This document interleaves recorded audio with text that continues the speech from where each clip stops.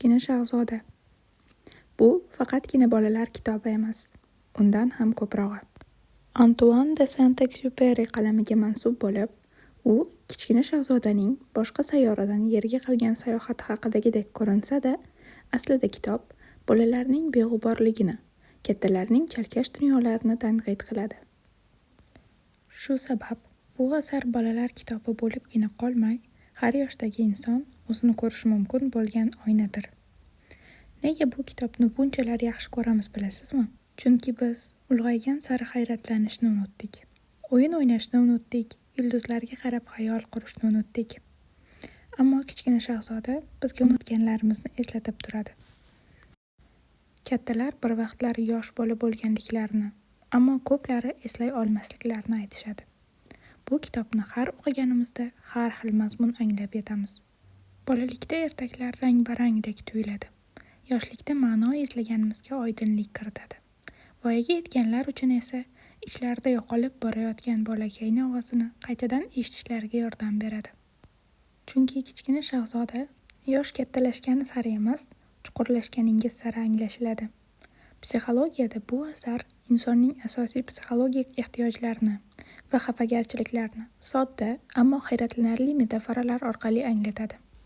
Kitob do'stlashishni shahzodaning tulki bilan bo'lgan tanishish jarayonida vaqt va harakat orqali bo'lishini ta'kidlaydi. Kitobda "Sen uchun boshqalardan farqli bo'laman, chunki sen meni qo'lga o'rgatding" deb yozuvchi sevgiga ta'rif beradi.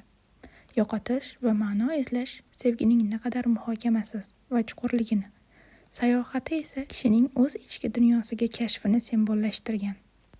Yolg'izlik va begonalashuv, turli sayyoralardagi qahramonlar kattalashgani sayin ichidan chiqa olmaydigan ijtimoiy rollarimiz va yolg'izliklarimiz ramzidir. Kichkina shahzoda bizga ichimizdagi hanuz orzu qila oladigan, beg'ubor va qiziquvchan qismimizni, ya'ni bolaligimizni borligini eslatadi. Bu tomonimizni unutish ko'p hollarda hissiy uzilish va charchash tuyg'usiga olib keladi. Kichkina shahzoda bizga nimani o'rgatgan? Qarash bilan ko'rish bir narsa emas. Inson faqat yuragi bilan qaraganidagina haqiqatni ko'ra oladi. Asl narsa ko'z bilan ko'rinmaydi. Bu jumla bizning zamonaviy yuzaki munosabatlarga, tashqi ko'rinishga ahamiyat berib, ichki mohiyatni inkor etuvchi qarashlarimizga qarshi kuchli bir hushyorlikdir. Ega bo'lgan narsalarimizning qadriga yetishimiz uchun ularni chin dildan tanib olishimiz kerak. Kichkina shahzodaning guli bilan bo'lgan bog'liqligi sevgi, mas'uliyat va mehnat bilan qanday uyg'unlashganini ko'rsatadi. Har bir sayyora bu alohida shaxsiyatning psixologik timsolidir va biz o'zimizni shu sayyoralardan birida topamiz. Bu kitob o'zligimizni yo'qotmasdan o'zimizni qabul qilishni o'rgatadi. Yo'qotilgan narsani yana eslash mumkinligini eslatadi.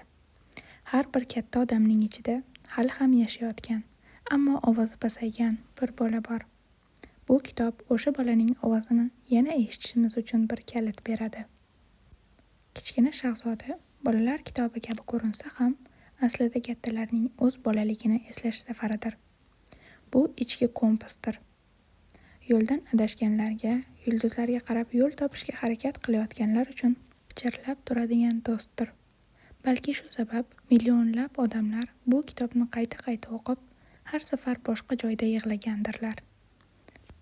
Chunki hammamizning ichimizda hali ham kichkina bir shahzoda yashaydi. Va u shahzoda yulduzlarga qaraganimizda bizga shunday deydi: ko'zlar ko'rdir. Inson faqat yuragi bilan qaraganda haqiqatni ko'ra oladi.